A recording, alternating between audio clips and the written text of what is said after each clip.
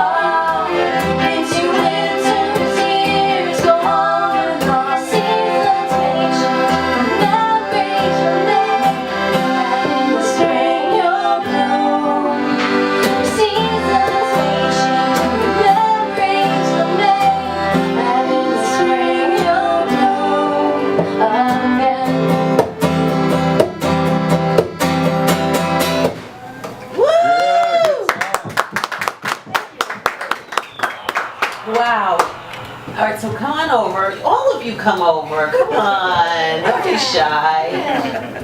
Come on, team. So JeNNiFeR, you look so great in your cute little red dress. Beautiful dress. She looks amazing. Come on over, you guys. Just You look very nice. squeeze in. So you want to introduce everyone? Yes, I would. So we have Curtis Lynne HaLL here on harmony. Oh, Carla.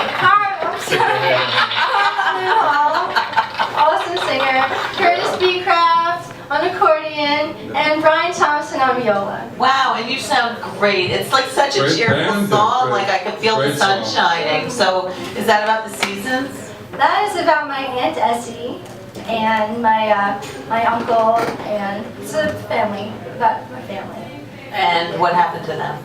My Aunt Essie had this amazing garden, and also I'm a member of a garden right near here, a community garden. So it's a lot about like the beautiful memories of her, and yeah, she. Whenever I plant my tomatoes, I always think about Aunt Essie. Oh, and you're wearing a tomato.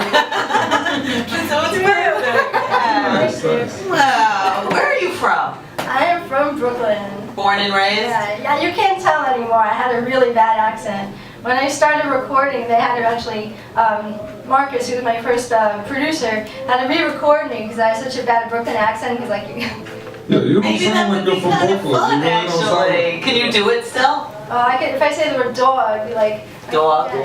Yeah. Can you say forget about it? Forget about it. All right, that works. Yeah. So, did you ever live anywhere else?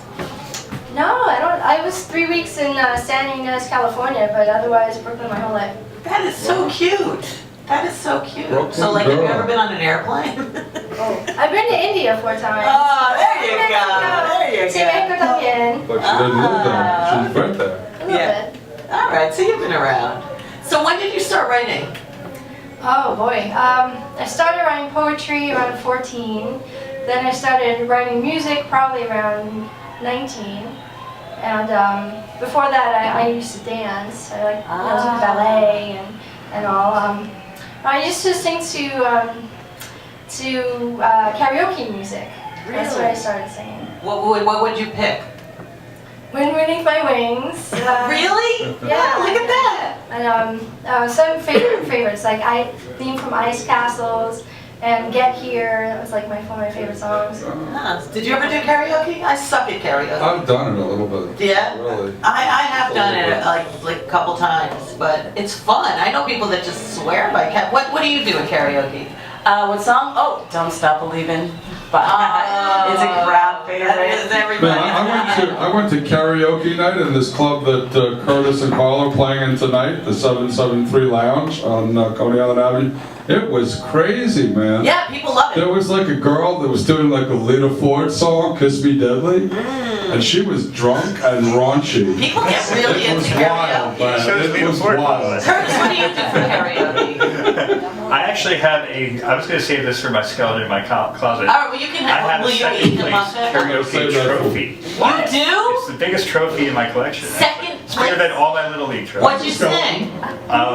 Neil Young's Heart of Gold. Oh, that's It's a no-brainer. He Really. sounds Will just like you? Neil. I don't know. Will you do it? A sticky bun? Yeah. It's against my religion. But I know it is. I love his religion. He just.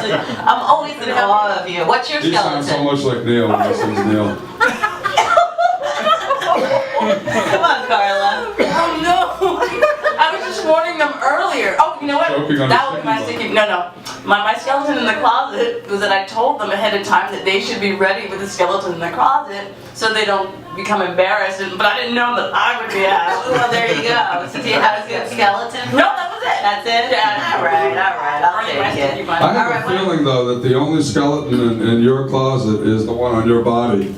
Is this true? No, that's not true. Don't She's judge such a a book. nice girl. I have a few. Oh, this is what I was thinking. When I was in high school, I took the Regents from my twin sister. Oh, she's bad.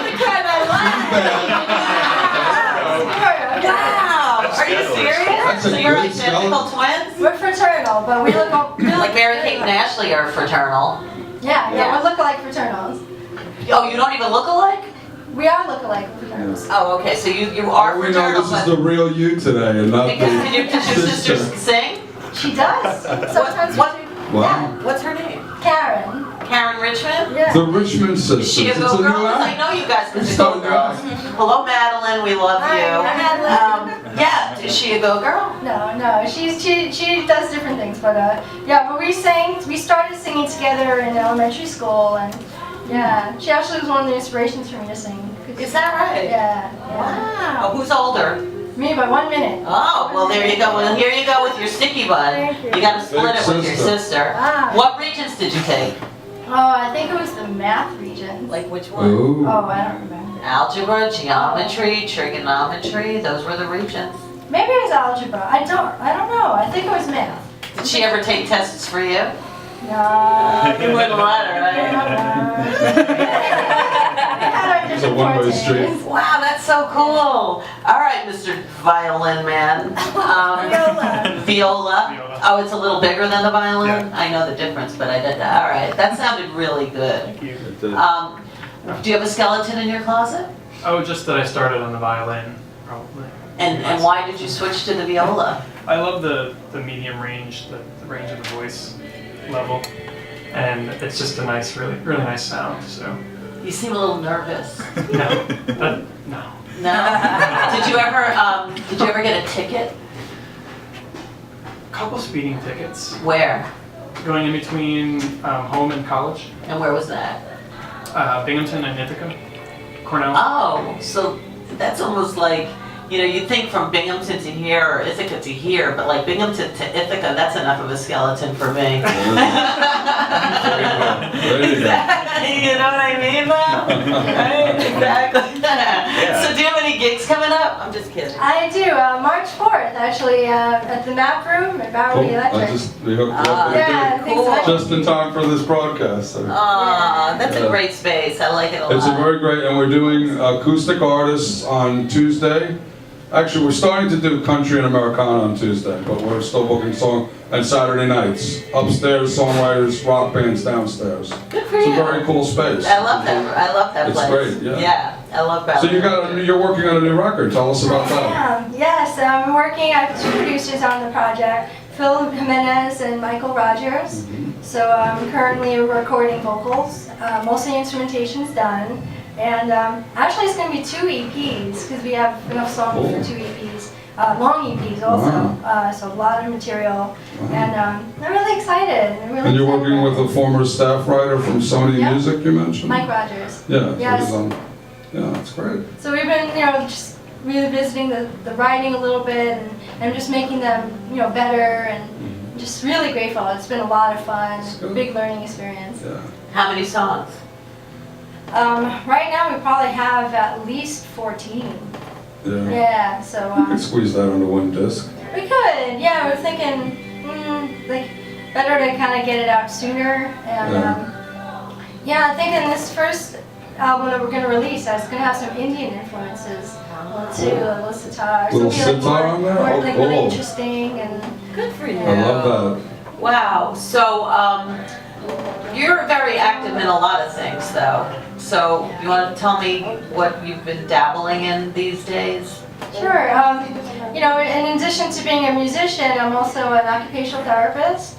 So I work for several years. Ever since I started doing occupational therapy, I always brought a guitar with me, and there I work with adults and little nursery school kids. So I've been doing that for a long time. Now, how do you become an occupational therapist? And tell me what the difference is, because I'm sure people. What is an occupational therapist? OT, occupational therapist it's kind of like functional therapy. So it depends on the context. If you're in a physical disability setting, you help people with strokes, usually the upper extremity, so that they can do ADLs, which is activities of daily living. So it might be dressing or combing their hair. Pediatrics, it might be helping them focus, do better in school. Academics, handwriting, a whole bunch. Sensory integration. Autistic children would be more like also focus and communications. Not really the verbal skills, because that's more speech therapy. Right. But being able to kind of organize their sensory systems so that they can focus. Where'd you go to school for that? Downstate, a Brooklyn school. Wow, look at Yeah, you. SUNY Downstate. Good for you. Wow. I've been looking into poetry therapy, which you can't become one unless you have already something. It's something. It's really cool. I mean, if you're interested in expanding, I don't know. It seems like you're doing it perfectly right. But you're not a music therapist, but you use music in the treatment In the work, yeah. because it's so helpful. Yes, I've had about 5 kids who are literally very severely autistic, nonverbal, a lot of STEM patterns, verbal. Actually started talking using just guitar. Nice. Music is such a healing tool. It is. Yeah, it's So the music can be a catalyst then for that. huge. Absolutely. What other kind of breakthroughs have you had like that by using the guitar? Well, not only that, karaoke songs, a lot of kids, they'll put their hands on their ears to, because music sounds are too loud, but then when they hear themselves through a microphone, that's louder than all the extraneous noise, so they start to talk. I've had at least 20 kids. One kid every year I've ever been doing this, they will sing before they speak, because Oliver Sacks wrote a great book called Musicophilia, and the music encompasses a lot of the brain because it's emotional. And Broca's areas, there's smaller spots for speech. So they'll start to sing, and then through the singing, they start to communicate. It's One of my daughters sang That's before really she spoke. interesting.